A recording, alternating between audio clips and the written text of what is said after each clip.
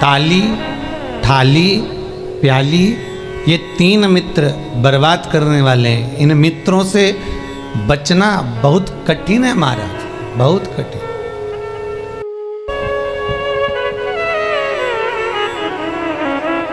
राम जी के मंदिर में जाएंगे तो राम जी का श्रृंगार केवल पंडित जी करेंगे, या राम मंदिर के जो पंडा होंगे वो करेंगे। देवी के मंदिर में जाओगे तो देवी जी का श्रृंगार पंडित जी करेंगे, या जो वहाँ पर मठाधीश पीठाधीश जो होंगे वो करेंगे। कृष्ण मंदिर में जाएंगे तो उनका श्रृंगार भी भगवान पंडित ही करेंगे, या वहाँ का जो पंडा होगा वो करेगा। पर पूरी दुनिया में केवल एक देव महादेव ही एक ऐसे हैं कि जिस मंदिर में जाओ लोटा भर के पानी चढ़ाओ और तुम्हारी मर्जी पड़े जैसा श्रृंगार करे। शंकर कहीं भेदित नहीं है, शिव कहीं भेद नहीं।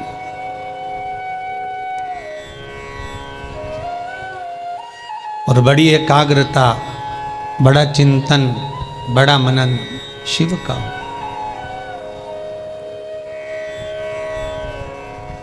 सब दूर जाकर झोली फैलाकर कहना पड़ेगा कि हमको ये दे दीजिए। शंकर के पास जाकर झोली फैलाकर कहना नहीं पड़ेगा कि हमको दे दीजिए। केवल अगर आप शंकर के चरणारविंद तक पहुँचे हो या शिव महापुराण तक कभी भूल से भी आप पहुंच गए हो तो ये आप आने वाले नहीं हो, आपकी सामर्थ्यता नहीं है कि आप शंकर के करीब पहुंच जाएं, शिव महापुराण तक पहुंच जाएं। ये तो स्वयं शंकर को कोई करुणा करना होगी, शंकर को कोई दया करना होगी, कुछ कृपा करना होगा। इसलिए बाबा ने आपको बुला लिया, बाबा ने आपको दर्शन दे दिया। वो शिव पर से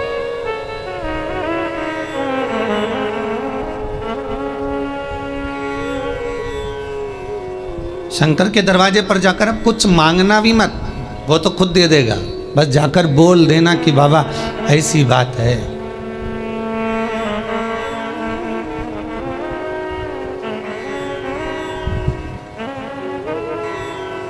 कल इंदौर से एक भैया आए थे, उन्होंने माइक लेकर बोला था, ध्यान होगा, बाबा छोटा सा बालक है आईसीयू में पड़ा हुआ था,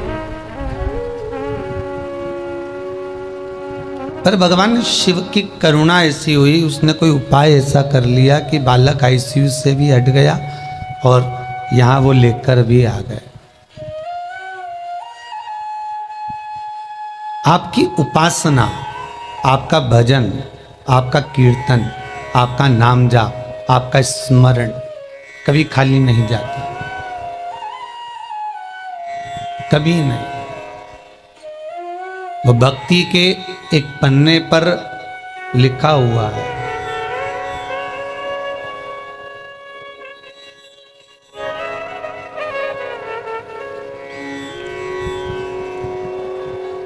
देवराज नामक का ब्राह्मण शिव महापुराण की कथा कहती है। 24,000 श्लोक इस शिव पुराण में है, 12 खंड हैं, 7 संहिता है।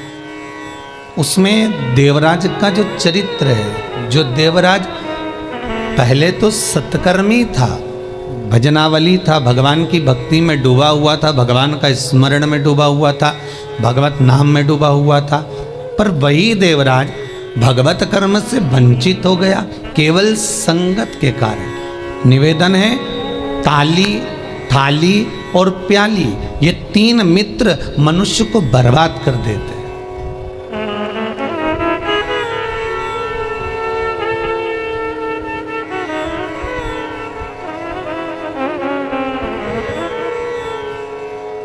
एक प्रशंसा करने वालों से दूर रहना, बहुत जल्दी बर्बाद करेंगे ये महाराज।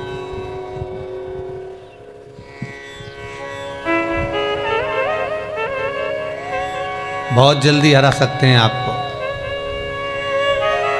फिर थाली मित्र, होटल में खिलाने वालों से सावधान रहना, पहले अपना पैसा खर्च करके तुम्हें खिलाएंगे, फिर पूरा चूना तुमको लगा जाएंगे। तीसरा है प्याली मित्र, मित्र को पीना याद नहीं, अपने पैसे से पीना सिखाएंगे। फिर उसके पैसे से पूरी जिंदगी पिएंगे। ताली, थाली, प्याली, ये 3 मित्र बर्बाद करने वाले हैं। इन मित्रों से बचना बहुत कठिन है महाराज, बहुत कठिन। और अभी जो समय चल रहा है, कलयुग का जो प्रथम चरण चल रहा है, इसमें अगर कोई अच्छा बताने वाला होगा ना, रोकने वाला होगा ना, सतमार्ग बताने वाला होगा, कोई आपको गलत मार्ग से हटाने वाला होगा, तो वो बुरा लगता है। और जो आपको खड्डे में ले जाकर पटक दे, चूना लगा दे, लाखों करोड़ों में नीचे उतार दे, व्यापार व्यवसाय में कहीं ना कहीं ले जाकर गलत काम में तुमको फंसा दे, वो तुम्हें बहुत अच्छा लगे। ये कलयुग का जो फेर है, कलयुग का जो क्रम है, वो ये निश्चित कर देता है कि आपको सतमार्गी ठीक नहीं लगेगा।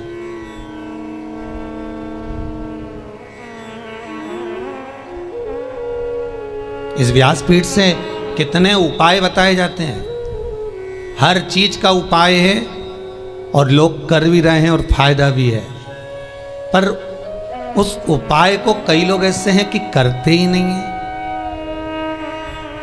फिर किसी ज्योतिषाचार्य के पास पहुंचे, फिर किसी कहीं जाकर पूछ लिया, कहीं बाबा जोगी आ रहे होंगे उनके पास पहुंच गए, किसी का सिर घूम रहा होगा, माँ गेहूँ दाना लेके पहुंच गए, कहीं नारियल लेके पहुंच गए, फिर उनसे जाकर पूछेंगे, बताओ माताजी, बताओ पिताजी, हमको ये हो गया, हमको वो हो गया, और माताजी पिताजी बस तुमसे धन लूट सकते हैं। बताएं क्या? जो शिव है नजदीक में, जो शंकर है करीब में, जो शिव विराजमान है तुम्हारे भीतर, स्वयं जिसकी आराधना राम कर रहे हैं, जिसकी आराधना कृष्ण कर रहे हैं, जिसकी आराधना देवी कर रही है, दत्त कर रहे हैं, और सारे मंडल, नवग्रह, 16 मातृका, पंचलोकपाल, जितने भी देव हैं, 33 कोटि देवता जिसकी आराधना कर रहे हैं, वो शंकर की आराधना करने में अपना क्या जाता है?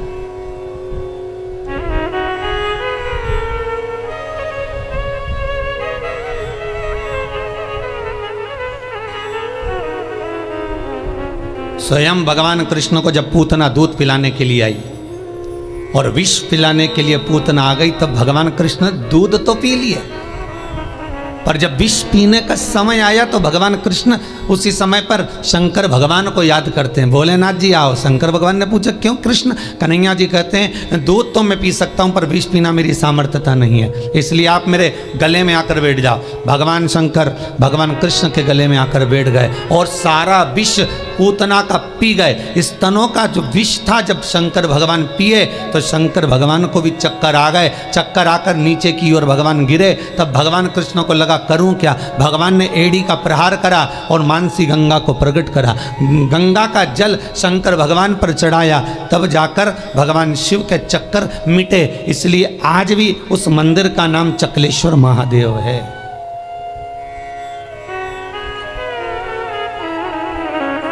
गोवर्धन नाथ जी की परिक्रमा में पड़ता है चकलेश्वर महादेव। भगवान को स्वयं चक्कर आ गए। इतना विषैला विष, इतना प्रबल विष शिव धारण करे तो क्या? कृष्ण, राम, दत्त जितने भी हैं सब भगवान शंकर से ही ले सकते हैं, शिव से।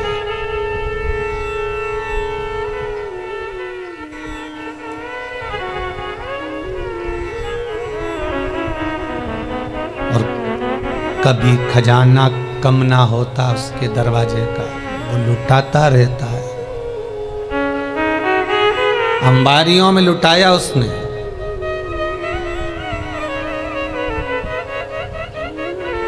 जब विदर्भ राज भीष्मक की कन्या रुक्मणी ने भगवान कृष्ण को वर्ण किया,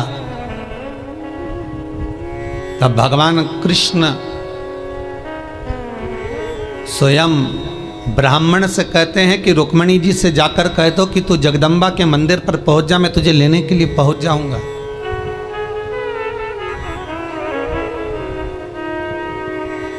क्योंकि भगवान कृष्ण जानते हैं एक शंकर का मंदिर और एक देवी का मंदिर, ये दो मंदिर के दरवाजे कभी बंद नहीं होते, कभी बंद नहीं। देवी माँ है माँ अगर रात को भी सो रही है और बच्चे की आहट सुनाई दे जाए तो माँ जाग जाती है। माता का दरबार, माता का मंदिर कभी बंद नहीं होता। हाँ, माता जी का श्रृंगार वगैरह थोड़ा बहुत करना हो तो भले थोड़ी देर बंद कर दे, पर माता का मंदिर बंद नहीं होता। कभी जाना वैष्णो देवी, रात भर दर्शन चलते हैं। कभी जाना देवास की टेकरी, रात भर दर्शन चलते हैं। कभी जाना मैयर, कभी बिजासन। तुम जितने देवी के मंदिर में जाओगे, चाहे मनसा जाओ, कामाख्या जाओ, चाहे चिंतपूर्णी, नैना, ज्वाला, सारे मंदिरों में रात भर दर्शन होते हैं। क्यों? क्योंकि माँ अपने बच्चों को जागता हुआ देखती है तो माँ सो नहीं सकती। एक जगदम्बा और एक शंकर। शंकर का मंदिर भी कभी बंद, हाँ ये चोरों से बचाने के लिए भले मंदिर में ताला लगा दिया जाए, पर शिव का मंदिर भी बंद नहीं होता। तो शंकर का मंदिर क्यों नहीं बंद होता? तो शंकर भगवान की कथा कहती है क्योंकि शंकर शमशान में निवास करते हैं। शमशान का गेट काहे को बंद करेंगे? माँ कौन आ रहा है? माँ तो कभी भी आ सकती।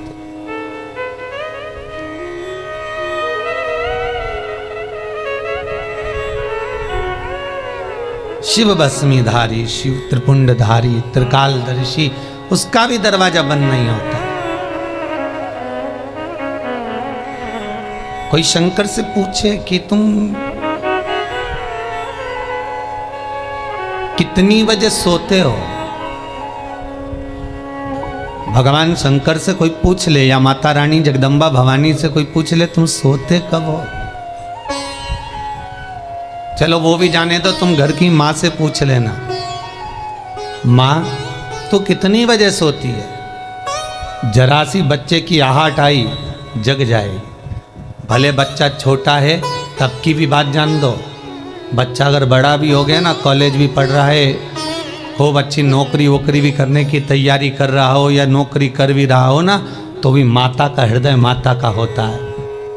अगर बच्चे की जरा सी रात्रि को पढ़ने बैठा हुआ है, बैठा भले बड़ा बच्चा है और रात को अगर पढ़ाई कर रहा है, कितनी बजे बेटा पढ़ने बैठा और कितनी बजे तक पढ़ा, माता को बेटे को बताने की जरूरत नहीं होती। बेटा बताए ना माँ को तो भी माँ जान जाती है कि रात को तू 4 बजे तक पढ़ रहा था, ले मैं चाय बना कर ला देती। ये माता की आहट है, ये माता की वात्सल्यता है, ये माता की करुणा है।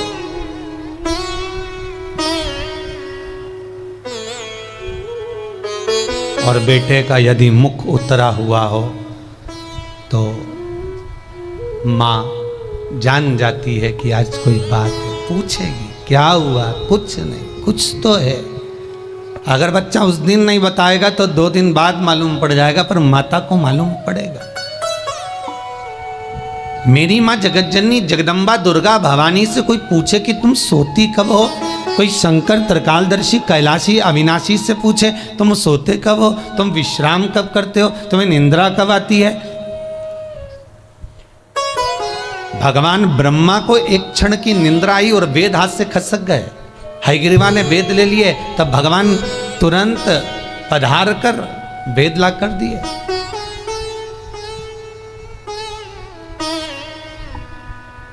भगवान विष्णु 4 महीने के लिए सोते हैं। देव सोनी एकादशी पे सो गए, अब देव उठनी आएगी ना कार्तिक में, तब बढ़िया चकाचक उठेंगे। दत्त भगवान भी सोते हैं। सारे 33 कोटि देवताओं के सोने का श्रृंखला लिखी हुई है कि कौन देवता कहाँ कितने समय के लिए विश्राम करता है, कितने समय के लिए आराम करता है, कितने समय के लिए कौन सा देवता कब निंद्रा ग्रहण करते हैं। ये सब कुछ शास्त्रों में लिखा हुआ है, पर एक देवाधिदेव महादेव के लिए कहीं नहीं लिखा कि शंकर भगवान कितनी घड़ी, कितने पल, कितने क्षण सोते हों। एक शिव के लिए और एक जगत जननी जगदम्बा अम्बा माता पार्वती के लिए कहीं नहीं लिखा कि ये सोते हो। गणेश जी का भी विश्राम लिखा है कि गणेश जी भी विश्राम करते हैं। कार्तिकेय का विश्राम लिखा है, कार्तिकेय विश्राम करते हैं। शंकर भगवान की कन्याएं जया, विषहरा, शामरीवारी, दोतली, देव, इनका भी लिखा है, इनका भी वर्णन लिखा है। जया, विषहरा, शामरीवारी, दोतली और देव, ये 5 कन्या शाम को ठीक प्रदोष काल के समय पर विश्राम ले लेती है। इसलिए प्रदोष काल के समय, जैसे सूर्य अस्त होने का जब समय आने लगता है, प्रदोष काल जब आने लगता है, तब शंकर जी के ऊपर जो जलाधारी लगी रहती है, जिसमें से बूंद बूंद पानी गिरता है, वो जलाधारी को हटा दिया जाता है।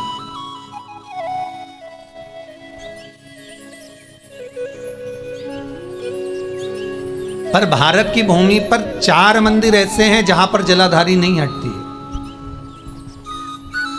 जहां पर निरंतर जलाधारी में से जल गिरता है, निरंतर।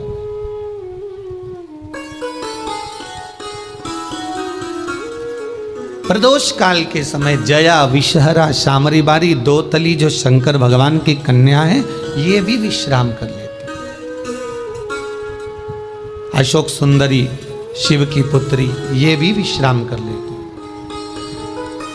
पर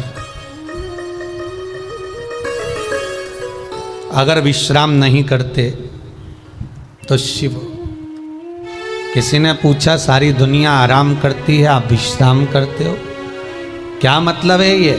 शंकर भगवान कहते हैं मेरे कंठ पर भरा है विष, दिन भर लेता हूं राम का नाम, दोनों को मिला दो तो हो गया विश्राम। शिव विश्राम भी कर रहे हैं तो वो वाला विश्राम नहीं कि कहीं पलंग पर, कहीं सैया पर, कहीं जाकर सो गए, आराम कर लिया, या तकिया लगाकर सो गए। भगवान राम का दर्शन करोगे तो सोते हुए दर्शन मिल जाएगा, कृष्ण का करोगे तो सो रहे हैं, रुक्मणी जी चरण दवारी, श्री जी बाबा का करोगे तो ठाकुर जी सो रहे हैं, श्रीमद वल्लभाचार्य जी चादर उड़ा रहे हैं, सारे देवताओं का दर्शन करोगे आपको तो मिल जाएगा। पर शंकर का सोता हुआ फोटो कहीं मिल जाए आपको कि वो विश्राम कर रहे हैं और कोई उनके चरण दबा रहा हो या कोई उनका चरण डोला रहा हो, तो वो बहुत कठिन।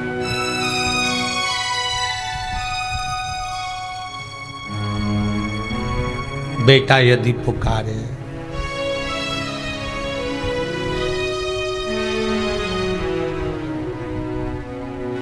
एक वो पहले एक भजन चलता था, वो बेटा जो पुकारे माँ को आना चाहिए, ऐसा कुछ था उसमें। बेटा जो बुलाए माँ को आना चाहिए।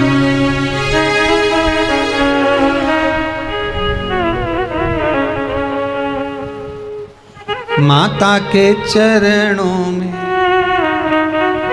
शीश नवाना चाहिए, बेटा जो बुलाए माँ को आना चाहिए। वो बुलाए, माँ भी जाग रही है अपनी संतान के लिए।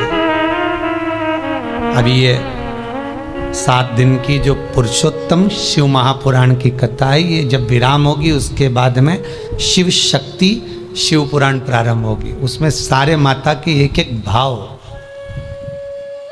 जगत जननी जगदम्बा ने अपनी बिछुड़ी चूड़ी केश फेंक कर भी किस किस का उद्धार कर दिया और किस किस को मार दिया, वो तक का वर्णन है मारा। नवरात्र में अपन सुनेंगे कथा।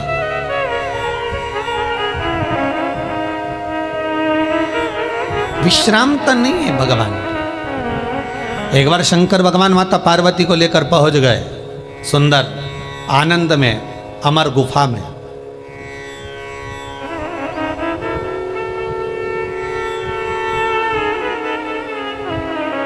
जिस अमर गुफा में शंकर पार्वती जी को अमर कथा सुना है, केवल पार्वती को नहीं, केवल माता पार्वती को अमर कथा नहीं सुनाई है भगवान शंकर ने अमर गुफा में। भगवान के साथ में पार्वती के जितने अवतार हुए, कमला बनी, तारा बनी, धूमा बनी, बगला बनी, मातंगी बनी, मनसा बनी, नैना बनी, चिंतपूर्णी, ब्रह्मचारिणी, कुष्मांडा, कल्याणी, जितने भगवान के अवतार हुए। शंकर जी की शादी कितने बार हुई है? 51 बार। और ये पार्वती के साथ में 52वें नंबर की शादी है।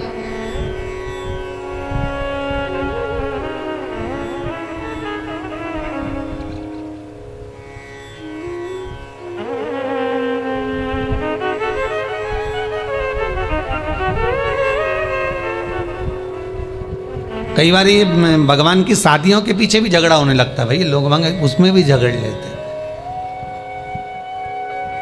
एक गांव में एक पंडित जी कथा करने आए, उन्होंने सुंदर महाभारत सुना दी। सुनाई तो उसमें सब अच्छा अच्छा सुना दिया, द्रौपदी का चरित्र भी कह दिया, 5 पति थे, ऐसा था वैसा था।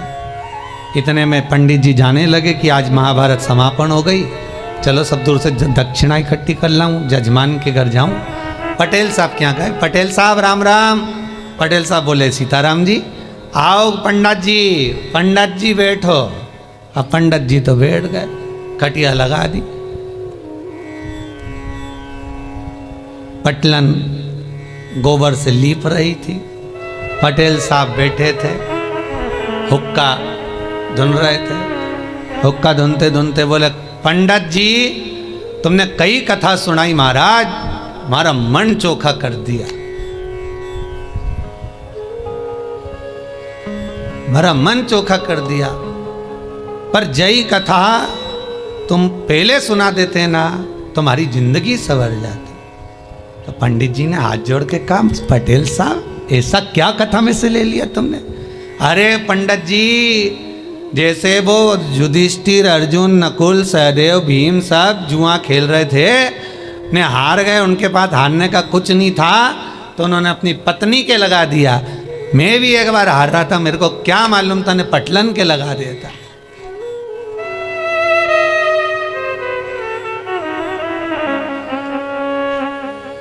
अब तो पटलन गोबर लीपती लीपती उठ के खड़ी हुई, इतना सारा घूंघट करके बोली, पंडित जी सही में इतनी चोखी कथा सुनाई तुमने पंडित जी, जिसका वर्णन नहीं है, पर यही कथा तुम पहले कह देते नहीं, तुम्हारी जिंदगी संवर जाती। द्रौपदी के 5 पति जैसी मैं भी करके लिया थी। अब तो पंडित जी ने तो झोला बिस्तर सब बंद करके जाने लगे, दक्षिणा जाए चूल्हा।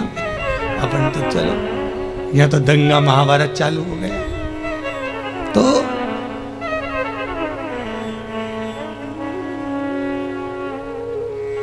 केवल पार्वती को अमर कथा नहीं सुनाई जा रही है, शिव महापुराण की कथा कह रही है, पार्वती अकेली कथा नहीं सुन रही है।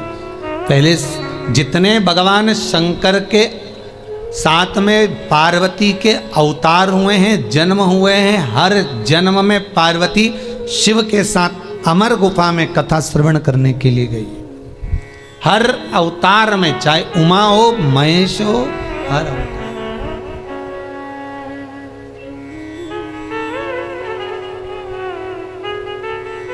और निवेदन करूं आपसे, जितने लोग ऑनलाइन कथा को श्रवण कर रहे हैं, यूट्यूब फेसबुक पर सुन रहे हैं, उन सभी को निवेदन करूंगा, आप पुरुषोत्तम शिव महापुराण का 4th भाग श्रवण कर रहे हो। ये 4th भाग का पहला दिन है। आप अगर पूरी कथा को श्रवण कर रहे हैं, सावन से सुन रहे हैं, भादो से सुन रहे हैं, जितने भी समय से आप कथा सुन रहे हो, वो आपकी मर्जी है। पर शिव महापुराण की कथा कहती है कि जैसे पार्वती बार बार जन्म ली है और जन्म लेकर अमर गुफा में कथा श्रवण करने के लिए गई है, शिव महापुराण की कथा कहती है जो एक बार एकाग्रचित्त मन से शंकर की कथा को सुनता है, ये इसका एक जन्म नहीं, ना जाने कितने जन्म का पुण्य इसका प्रबल होता है, तब जाकर ये शंकर की कथा को श्रवण कर पाता, तब ये शिव का अनुमोदन कर पाता। कितने जन्म, 84 लाख योनियों में 20 लाख योनि तो ये पेड़ पौधे की है। कभी गुलाब का पौधा, कभी गेंदा का फूल, कभी गोभी का पौधा, कभी कद्दू का, कभी लौकी का, कभी भिंडी का, कभी दूबा, कभी घास, कभी खाकरा, कभी आम, कभी आंवला। इसका भी क्रम समझ लेना। छोटे से छोटे नल्ली के पास में बने हुए कीट से लेकर आंवले का वृक्ष, बड़ का वृक्ष, पीपल का वृक्ष, जब तक पहुंचते हैं समझ लो कई योनियां तो हमने काट चुके हैं। ये आंवले का पौधा देखो, कहीं तुलसी का पौधा देखो, कहीं बड़ का पौधा देखो, तो समझ लेना इनकी 20 लाख योनियों में से कम 18 लाख योनि ये काट लिए, तब जाकर ये पीपल और बड़ और आंवला बने।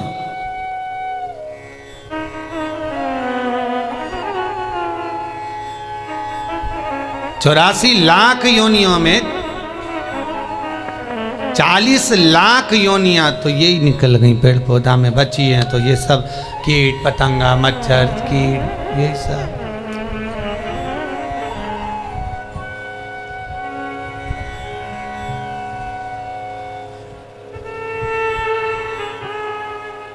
अब एक ये कोरोना महामारी हो गई, ये 84 लाख योनि में नहीं है, ये कहीं अलग से ही आ गई। ये जो जीव जंतु है,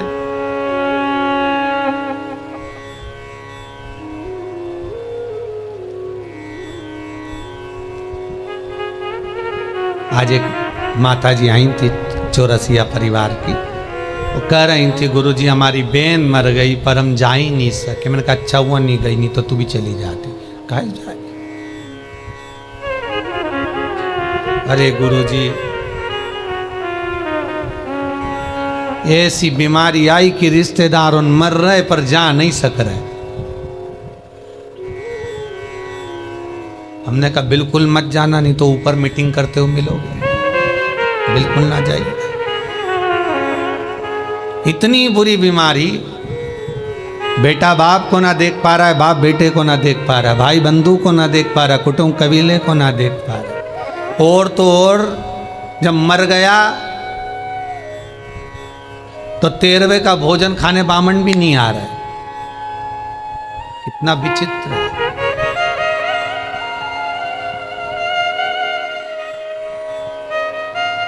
सोचा 12वें का भोजन करा दे, ब्राह्मणों को बुला ले, ब्राह्मणों ने पूछ ले भैया ये बताओ कैसे निपटा, तो के कोरोना में, तो के भैया रहने दे तू तो दादा छोड़। बड़ी विचित्र बीमारी।